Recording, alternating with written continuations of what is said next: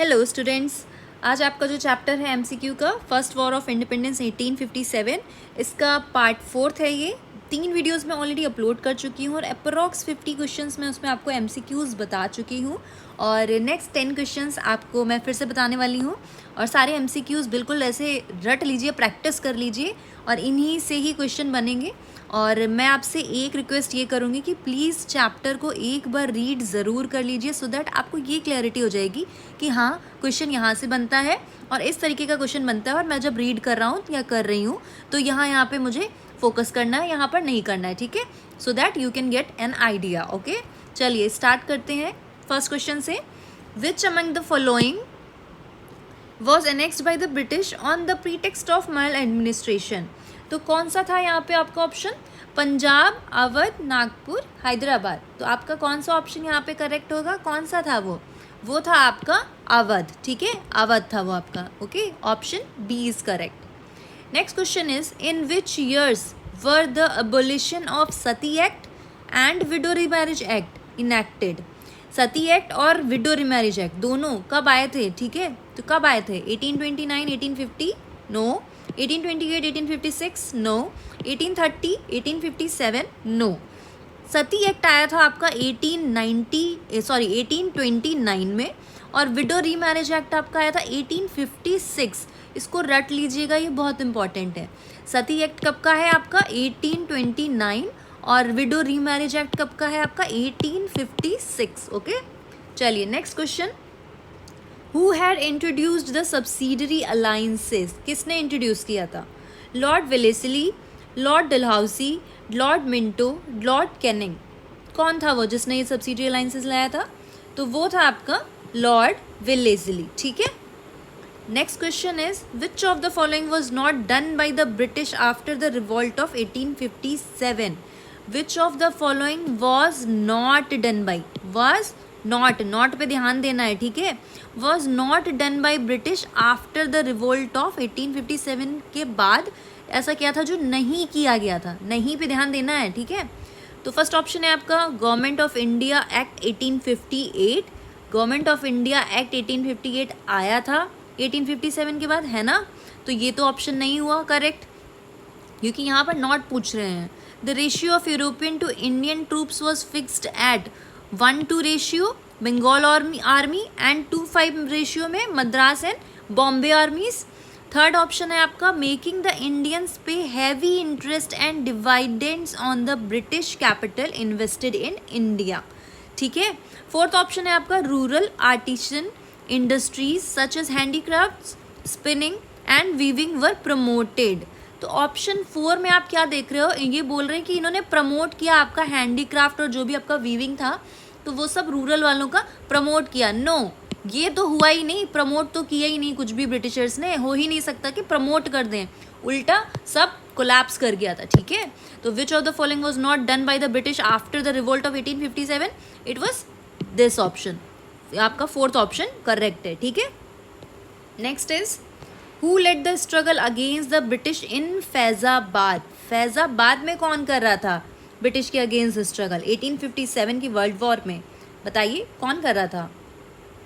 मौलवी अहमदुल्ला, खान बहादुर, मीर जाफ़र या मोहम्मद सलीमुल्लाह। तो कौन थे वो थे आपके मौलवी अहमदुल्ला, ठीक है, ऑप्शन 1 करेक्ट होगा आपका। Okay, in which year Tatya Tope captured and hanged to death. Tatya Tope हमारे जो थे वो भी लड़ रहे थे ना 1857 में, तो उनको किस साल में हैंग कर दिया गया और डेथ दे दिया गया था?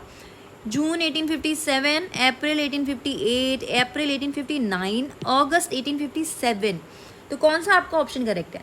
आपका ऑप्शन करेक्ट होगा अप्रैल 1859। तो इस साल में इनको डेथ दे दिया गया था, ठीक है।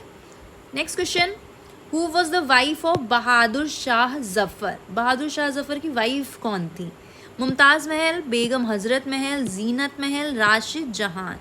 मुमताज़ महल तो ताजमहल वाली है, वो तो होनी ही नहीं है, वो तो ताजमहल बना हुआ है वहाँ पे वो शाहजहाँ वाला, तो वो उनकी है, उनकी वाली तो होनी ही नहीं है। आपका यहाँ पे ऑप्शन करेक्ट होगा option C, Zeenat Mahal. Okay, Zeenat Mahal was that, it's Zeenat Mahal. Okay, चलिए नेक्स्ट देखते हैं आपका what was the immediate cause of first war of independence? ये क्वेश्चन मैं आपको बता भी चुकी हूँ, ठीक है, लास्ट वीडियो में भी बता चुकी हूँ। प्लीज़ सारे वीडियोस देख लीजिएगा, आपके सारे एमसीक्यूज क्लियर हो जाएंगे एक चैप्टर के।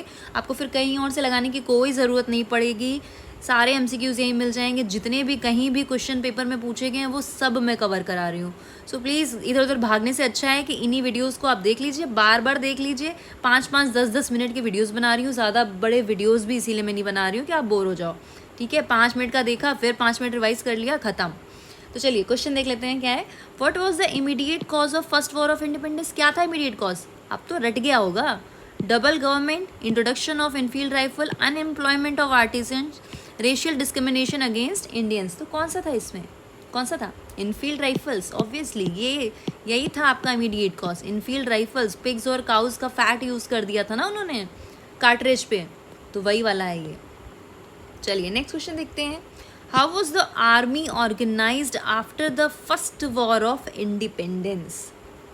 तो जो आर्मी थी वो कैसे ऑर्गेनाइज कर दी गई? 1857 की जब वॉर हुई उसके बाद एक ऑर्गेनाइजेशन लाया गया कि भैया ऐसे ऐसे आर्मी रखेंगे, वरना ये लोग तो फिर से ऐसे रिवॉल्ट कर देंगे, तो हम लोग तो गए काम से, ब्रिटिशर्स को ऐसे हो गया था।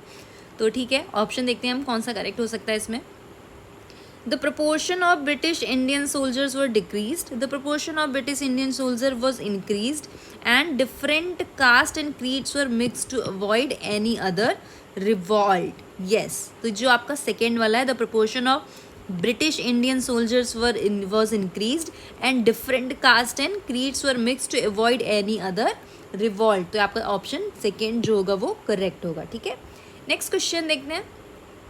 Which among the following was not part of Queen Victoria's proclamation? तो कौन सा पार्ट था? तो अब ऑप्शन देख लेते हैं पहले। Treat all subjects Indian and European as equals, not to interfere with the religious belief of the people of India, make India a semi-colony, promote works of public utility in India. तो इसमें क्या पूछा गया? Which among the following was not part of, not, okay, not पे ध्यान देना है, not part of queen Victoria's proclamation. तो कौन सा था जो इसके पार्ट में नहीं था? इसमें नहीं इन्होंने डिक्लेयर करा था इन्होंने, तो वो था आपका make India a semi colony. ये इन्होंने नहीं बोला था, बाकी था लेकिन ये नहीं था। तो ऑप्शन सी जो आपका है वो करेक्ट होगा, ठीक है।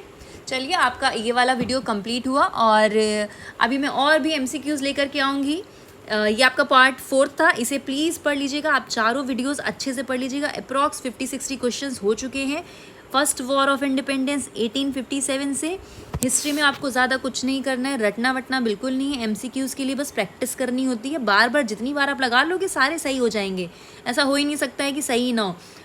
सेम थ्योरी सेम स्टोरी है, एक कहानी की तरह पढ़ डालिए, बस कहानी है सब जो याद हो जाती है। मैथ्स वैथ सॉल्व नहीं करनी है कि सही आया गलत आया, कहानी है, कहानी याद ही रह जाती है और आप याद कर लेंगे, ठीक है। चलिए all the best, take care, पढ़ते रहिए, बाय बाय।